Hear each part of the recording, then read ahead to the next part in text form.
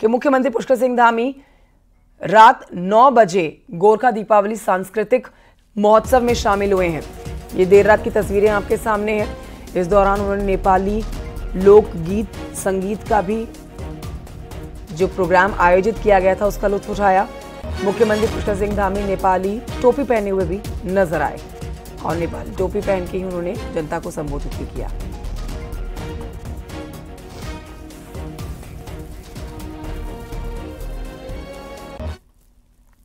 शनिवार को देहरादून में नीति आयोग की टीम के साथ सीएम धामी मीटिंग लिए। उन्होंने नीति आयोग के उपाध्यक्ष सुमन बेरी की बैठक में भी शामिल हुए हैं और इस दौरान दोनों के बीच में उत्तराखंड के विकास अलग अलग मुद्दों पर चर्चा हुई है।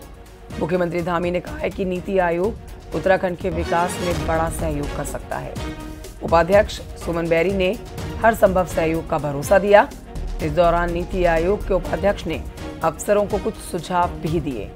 उपाध्यक्ष सुमन बेरी ने राज्य की ब्रांडिंग के विशेष प्रयास करने के सुझाव दिए हैं। इसके साथ ही 2030 तक महिला सशक्तिकरण और बायोडायवर्सिटी को बचाने वाले काम करने के लिए भी उन्होंने सुझाव दिए हैं।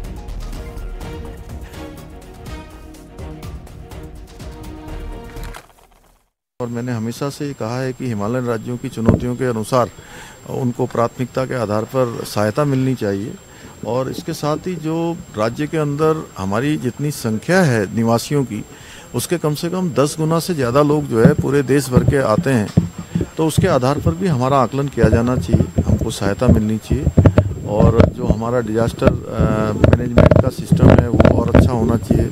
भारत सरकार को, नीति आयोग को हमारी उसमें मदद करनी चाहिए। बहुत सारे कामों में नीति आयोग हमारी मदद कर रहा है, मैं उसके लिए नीति आयोग का धन्यवाद भी। नीति आयोग के का गवर्नेंस है कि गवर्निंग काउंसिल पे सब सीएम प्रेजेंट हैं और मेरी ड्यूटी है कि हर सीएम को एक दफ़ा मैं उनको अपने राज्य में मिलूं, तो ये पहला ऑफिशियल विजिट है। और ये बढ़ते हैं आगे, आपको बताते हैं केदारनाथ उपचुनाव ने बीजेपी और कांग्रेस दोनों के बीच में एक सीधी टक्कर लाकर रख दी है। अब देखिए, अपनी जीत के लिए दोनों ही पार्टियां जोर लगा रही है, कड़ी मेहनत कर रही हैं। आजकल बीजेपी और कांग्रेस के दिग्गज नेता केदारनाथ विधानसभा में डेरा डाले हुए हैं। बीजेपी ने खुद प्रदेश अध्यक्ष महेंद्र भट्ट और प्रदेश महामंत्री आदित्य कोठारी लगातार कार्यकर्ताओं के साथ बैठक कर रहे हैं, पार्टी की जीत की प्लानिंग कर रहे हैं। तो वहीं केदारनाथ उपचुनाव के लिए कांग्रेस के चारों ऑब्जर्वर गणेश गोदियाल, विधायक पवन कापड़ी, वीरेंद्र जाती और लखपत बुटोला केदारनाथ में डेरा डाले हुए हैं। रुद्रप्रयाग में नेताओं का जमावड़ा लगा हुआ है। हर किसी के अपने जीत के दावे हैं, जीत का वो वादा भी कर रहे हैं और जीत के दावे के साथ काम का वादा भी किया जा रहा है। लेकिन उम्मीदवार कौन होगा दोनों ही पार्टियों की तरफ से, यह भी सवाल है। संदीप प्रसाद रुद्रप्रयाग से और जानकारी देंगे, लाइव हमारे साथ मौजूद हैं। संदीप, दोनों ही पार्टियां अपने जीत के दावे कर रही हैं और दावे ये भी किए जा रहे हैं कि जीतने के बाद जो काम किए जाएंगे वो इस क्षेत्र के लोगों के लिए किए जाएंगे जो अब तक नहीं किए गए हैं। लेकिन एक बड़ा सवाल यह है कि दोनों ही पार्टियों की तरफ से उम्मीदवार कौन होने वाला है। दोनों ही पार्टियों की तरफ से नामों की घोषणा नहीं की गई है, लेकिन बैठकें लगातार चल रही हैं। जी बिल्कुल, आपको बता दें क्योंकि जो केदारनाथ का उपचुनाव है दोनों पार्टियों के काफी अहम है, क्योंकि अगर कांग्रेस की बात करें तो लगातार कांग्रेस ने 2 चुनाव जीते हैं, मंगलौर और बद्रीनाथ का, और ऐसे में कहीं ना कहीं कांग्रेस को ये लगता है कि केदारनाथ चुनाव भी वो आसानी से जीत पाएगी। लेकिन इतना जो राह है कांग्रेस की इतनी आसान नहीं होगी, क्योंकि बीजेपी इस चुनाव को लेकर बेहद संवेदनशील है और लगातार उनके जो कार्यक्रम हुए हैं, क्योंकि पिछली जो 31 जुलाई को आपदा आई थी उसके बाद लगातार कई योजनाओं के यहाँ पे शिलान्यास हुए हैं, कई योजनाओं का उद्घाटन यहाँ पे मुख्यमंत्री द्वारा भी किया गया है और कई विकासपरक घोषणाओं की यहाँ पर घोषणाएं मुख्यमंत्री द्वारा की गई है। और कहीं न कहीं आपको बता दूं, क्योंकि जो केदारनाथ विधानसभा है वो मात्र केवल राजनीतिक तौर से नहीं बल्कि धार्मिक दृष्टि से भी काफी महत्वपूर्ण है, क्योंकि बाबा केदारनाथ का धाम यहाँ पर है और प्रधानमंत्री नरेंद्र मोदी की तमाम ड्रीम प्रोजेक्ट के कार्य केदारनाथ में चल रहे हैं। ऐसे में बीजेपी नहीं चाहती है कि किसी भी तरीके से वो अपने हाथ से सीट को गंवाए और इसको लेकर लगातार बीजेपी मेहनत कर रही है। लगातार 1-1.5 महीने से लगातार बीजेपी का फील्ड वर्क बहुत तेजी से इस सीट पर बढ़ा है और कहीं न कहीं अब बीजेपी को इसमें काफी फायदा भी इस सीट पर मिला है देखने को को जो देखने का अभी तक जो स्थितियां जो सामने आई हैं, और अभी जो स्थिति है लगातार कांग्रेस और बीजेपी के जो वो दिग्गज नेता हैं प्रदेश के, वो यहाँ पर मौजूद है। चाहे भाजपा के प्रदेश अध्यक्ष महेंद्र भट्ट की बात करें या प्रदेश महामंत्री आदित्य कोठारी की बात करें, लगातार यहाँ क्षेत्र में बने हुए हैं और लगातार कार्यकर्ताओं के साथ मीटिंग भी कर रहे हैं, प्लानिंग तैयार कर रहे हैं। और उसी तरह से वही कांग्रेस के जो गणेश गोदयाल है और इसके साथ ही लखपत बुटोल है, तमाम चार और जरवर कांग्रेस के भी यहाँ पे मौजूद हैं। लगातार वो कार्यकर्ताओं की नसों को भी टटोल रहे हैं। और कहीं ना कहीं सबसे बड़ी बात यह है कि अब जो सवाल उठता है वो उम्मीदवार का है। अगर किसको अब कांग्रेस और बीजेपी उम्मीदवार बनाएगी, ये सबसे बड़ी बात है। और इसी को लेकर दोनों पार्टियों के बीच गहन मंथन का कार्य चल रहा है। जी शुक्रिया आपका संदीप प्रसाद, जानकारी देने के लिए। नजर बनाए रखिएगा इस खबर पर। आगे बढ़ते हैं, आपको बताते हैं राजनीति भी कैसे कैसे रंग दिखाती है। देखिए, एक दूसरे के खिलाफ राजनीति करने वाली दोनों राष्ट्रीय पार्टियां बीजेपी और कांग्रेस एक मुद्दे पर पूरी तरह से एक है। मुद्दा अवैध बस्तियों का है और चुनाव नजदीक है। देखिए रिपोर्ट।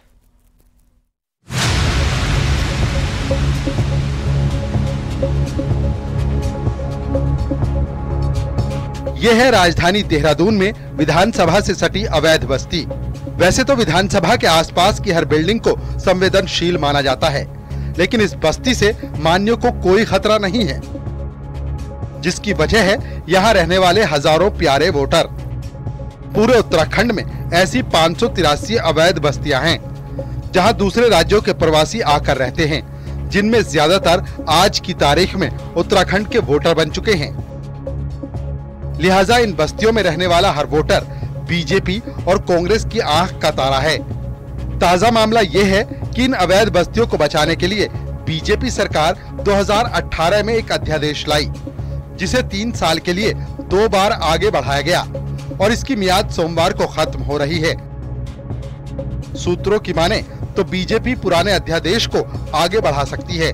वहीं विपक्षी कांग्रेस का कहना है कि अवैध बस्तियों के असली रॉबिन हुड तो हम ही हैं। विचार विमर्श कर रहे हैं और ये तो बात तय है कि जितने भी हमारे वो लोग हैं उनके लिए हम कोई ना कोई रास्ता तो निकालेंगे।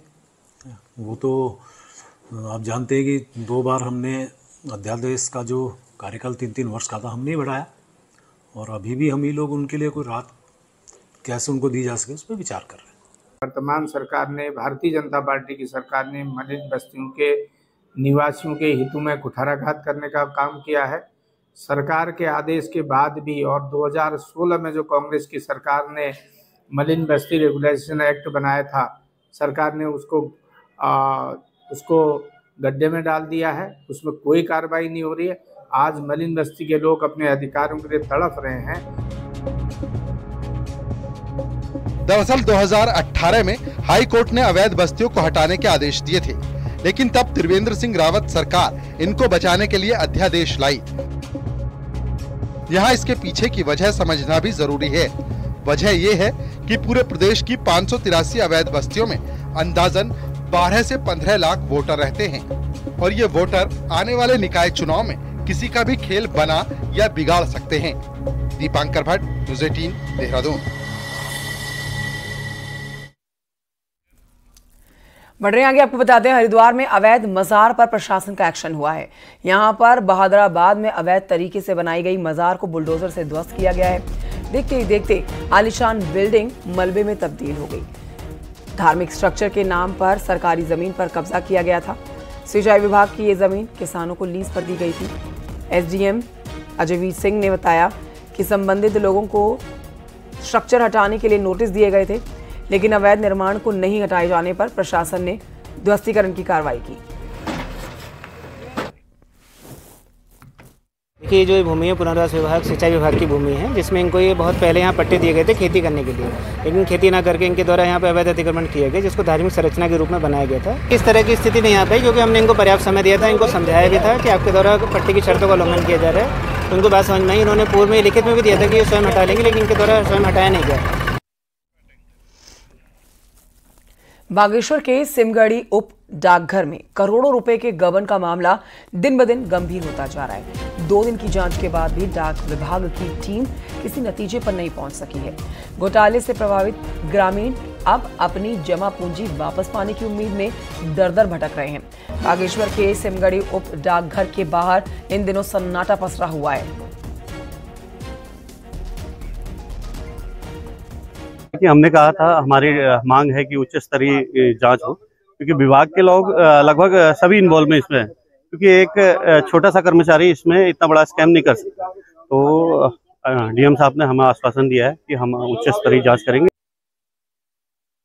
का ये गबन है सुष्मिता थापा, मेरी सहयोगी, और जानकारी इस खबर पर देंगी।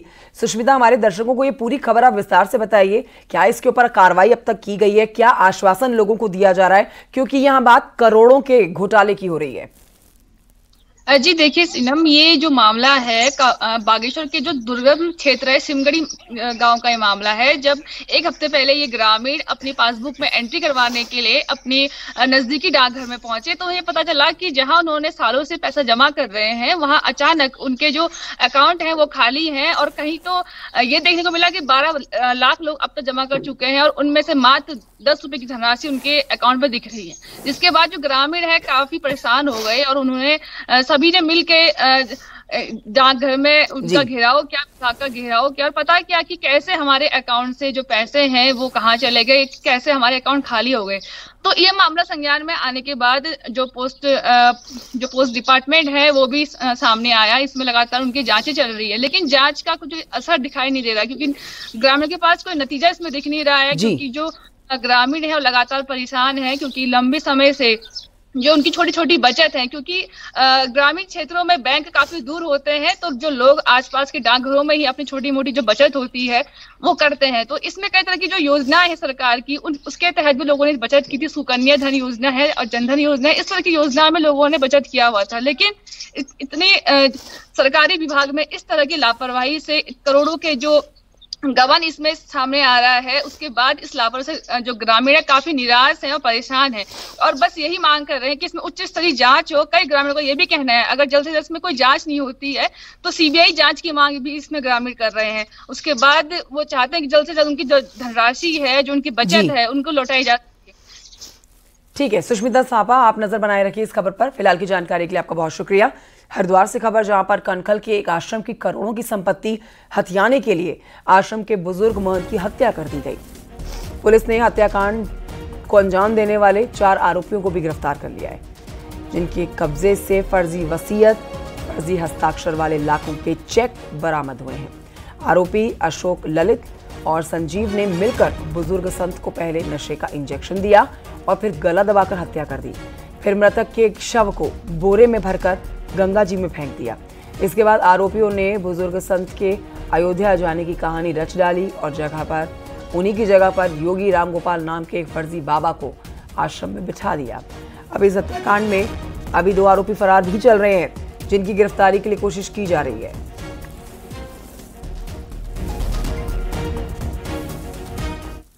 घटनाक्रम का मास्टरमाइंड अशोक, जिसके द्वारा जो गोपाल दास जी हैं उनको यहाँ से ले जाके उनकी हत्या करना और उनकी जगह पे एक फर्जी बाबा को बैठाना, ये उनके द्वारा स्वीकार किया गया। इस पूरे प्रकरण में पुलिस के द्वारा अब तक 4 अभियुक्तों को अरेस्ट किया गया है। इस बीच रुद्रप्रयाग से खबर, जहां पर केदारनाथ धाम के बेस कैंप में सत्ताधारी बीजेपी से जुड़ी एक महिला के साथ रेप की कोशिश का सनसनीखेज मामला पुलिस ने दर्ज किया है। महिला लोकल है, केदारनाथ धाम के बेस कैंप में बिजनेस करती है।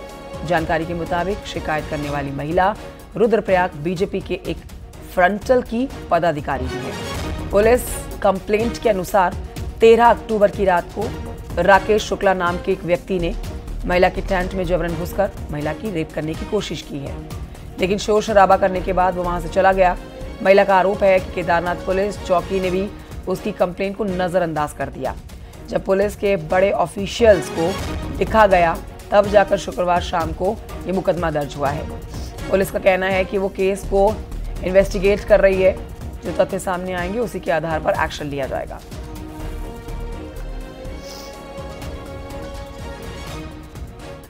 तो हमारे पास जो तहरीर दी है, जिस महिला द्वारा तहरीर दी गई है, उसके आधार पर हमने सोनप्रयाग कोतवाल में इसमें अभियोग पंजीकृत हो गया है और इसमें भारतीय न्याय संहिता 333 और धारा 333 और 74 में इसमें मुकदमा पंजीकृत किया गया है। अब जो भी इसमें तथ्य होंगे उसके आधार पर इसमें विधिक कार्रवाई की जाएगी।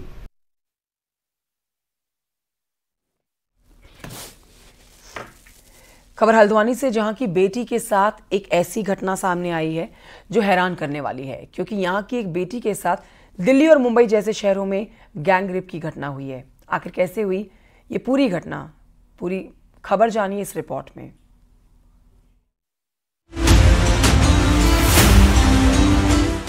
देवभूमि उत्तराखंड की बेटी के साथ पहले देश की राजधानी दिल्ली और फिर मुंबई में ऐसी घटना घटित हुई जो आपको भी हैरान कर देगी। घटना की शुरुआत होती है तकरीबन एक हफ्ते पहले, जब हल्द्वानी के नामी स्कूल में पढ़ने वाली नाबालिग लड़की अपने दोस्त से मिलने ट्रेन में बैठकर हल्द्वानी से दिल्ली जा रही थी। इसी दौरान उसकी मुलाकात ट्रेन में सवार 3 लड़कों से होती है और यही मुलाकात लड़की पर भारी पड़ जाती है। दिल्ली में मदद करने के बहाने तीनों लड़के लड़की के साथ 2 दिन तक सामूहिक बलात्कार करते हैं और लड़की को अपने दिल्ली वाले 2 दोस्तों के हवाले कर खुद दिल्ली से मुंबई रवाना हो जाते हैं। जो इनिशियली इसमें तथ्य है उसके हिसाब से पहले लड़की यहाँ से दिल्ली जाने का और दिल्ली से मुंबई जाने का और मुंबई से वापस दिल्ली आने का प्रकरण जो है वो संज्ञान में आया। इसी दौरान इस लड़की को कुछ लड़के मिलते हैं और जो अलग अलग समय इस लड़की के साथ में सेक्सुअल रिलेशन बनाते हैं। चूँकि लड़की माइनर थी और जो है उन लोगों ने उसके साथ में सेक्सुअल रिलेशन बनाया, तो इस घटना की गंभीरता को देखते हुए इसमें FIR रजिस्टर की पॉक्सो में, और जो 5 लड़के जो इस घटना में सम्मिलित थे उनको गिरफ्तार कर लिया है पुलिस। इस बीच लड़की अपने एक मुंबई वाले दोस्त से मिलने मुंबई चली जाती है, लेकिन यहाँ भी उसका दरिंदों से सामना हुआ। इस बीच लड़की के परेशान माता पिता लड़की की गुमशुदगी को लेकर पुलिस के पास पहुँचे। पुलिस लड़की को बरामद करके ले आई, जिसके बाद पूरे मामले का खुलासा हुआ है। पुलिस अब तक दिल्ली मुंबई के 5 लड़कों पर पॉक्सो एक्ट का मुकदमा दर्ज कर सलाखों के पीछे डाल चुकी है। हल्द्वानी से न्यूज़ 18 के लिए शैलेंद्र नेगी की रिपोर्ट। देहरादून कोर्ट में शनिवार को नई बिल्डिंग का उद्घाटन हुआ है, जिसका उद्घाटन सुप्रीम कोर्ट के जस्टिस सुधांशु धूलिया और हाई कोर्ट के मुख्य न्यायाधीश मनोज कुमार तिवारी ने किया है। शनिवार से देहरादून के सभी कोर्ट नई बिल्डिंग में शिफ्ट हो गई है। वहीं आपको जानकारी ये भी दे देते हैं कि उद्घाटन कार्यक्रम में पहुंचे सुप्रीम कोर्ट के जस्टिस सुधांशु धूलिया ने कहा है कि इमारत का नाम तभी होता है जब इमारत के अंदर बड़ी दलीलें और बड़े फैसले होते हैं।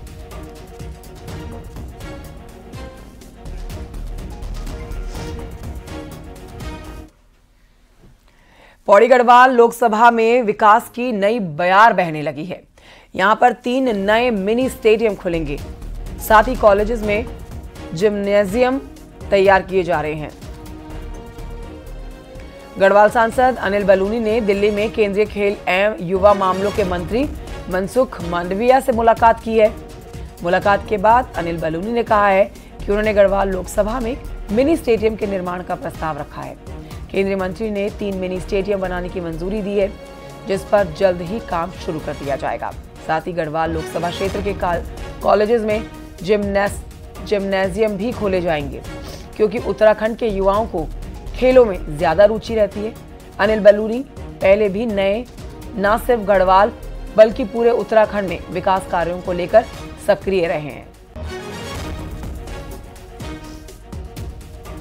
मैं खेल मंत्री आदरणीय मनसुख भाई मांडविया जी से मिला था और उनसे हमने आग्रह किया कि हमारे यहाँ गढ़वाल लोकसभा में खेलों के प्रति लोगों की बहुत रुचि भी है और हमारे युवा खेलों में जाने के लिए और खेल में देश का नाम और राज्य का नाम रोशन करने की प्रतिभा इनके अंदर है। तो हमने उनसे आग्रह किया था कि आप हमको कुछ खेल स्टेडियम दे दीजिए। तो कल उन्होंने सहमति दी है कि 3 हमारे यहाँ जो स्टेडियम है वह देने वाले हैं। खेलो भारत योजना के तहत लगभग 10 से 11-12 करोड़ की एक स्टेडियम पे लागत आएगी। साथ ही मैंने उनसे यह भी आग्रह किया कि हमारे यहाँ बहुत सारे जो डिग्री कॉलेज और पीजी कॉलेज है, वहाँ के जो छात्र हैं उनके लिए भी कुछ खेलों के लिए मदद किया जा सके। तो उन्होंने मेरे को कहा है, आश्वासन भी दिया है कि कुछ कॉलेजेज में जिम्नेजियम भारत सरकार के द्वारा वे लगवाने के लिए उन्होंने सहमति दी है। आगे बढ़ते हुए आपको दिखाते हैं पार्ट टॉप 10। कोटद्वार में प्रस्तावित NH बाईपास के निर्माण को लेकर ग्रामीणों का विरोध जारी है। भूमि अधिग्रहण के बाद मिलने वाले मुआवजे की राशि की बढ़ोतरी की मांग को लेकर तहसील पहुंचे। बागेश्वर में करवा चौथ का उत्साह जोरों पर है, बाजारों में रौनक देखने को मिल रही है। हरिद्वार में करीब 8 महीने बाद हुई जिला पंचायत बोर्ड की मीटिंग को आधे घंटे के अंदर ही निपटा दिया गया। बोर्ड मीटिंग में सभी जिला पंचायत सदस्य और 3 विधायक मौजूद रहे। रुड़की में 24 अक्टूबर को होने वाली किसानों की महापंचायत फिलहाल स्थगित हो गई है। उत्तरकाशी में 24 नवंबर को हिंदू संगठनों ने एक विशाल हिंदू जन आक्रोश रैली का आयोजन किया है। इस ऐलान के बाद हिंदू संगठन के कार्यकर्ताओं का कहना है कि वरुणावत पर्वत की तलहटी में बनी हुई मस्जिद अवैध है। टिहरी के सेमडीधार में प्रतापनगर विधायक और डीएम की अध्यक्षता में बहुउद्देशीय शिविर का आयोजन हुआ है, जिसमें विभिन्न विभागों से संबंधित 127 शिकायतें दर्ज हैं। टिहरी में एसएसपी ने सभी थानाध्यक्षों को सत्यापन अभियान तेज करने के साथ ही त्योहारों के मद्देनजर चेकिंग भी तेज करने के निर्देश दिए। अल्मोड़ा में लिटरेचर फेस्टिवल का समापन हो गया है। डीएम ने मल्ला महल में लगे कार्यक्रम में शिरकत की है और स्टॉल का निरीक्षण किया है। ऋषिकेश में बढ़ती महंगाई के विरोध में कांग्रेस कार्यकर्ताओं ने मंडी समिति के ऑफिस में प्रदर्शन किया और रुद्रप्रयाग के राजकीय इंटर कॉलेज में कला उत्सव का आयोजन किया गया, जिसमें छात्र छात्राओं की शानदार प्रस्तुति आकर्षण का केंद्र रही।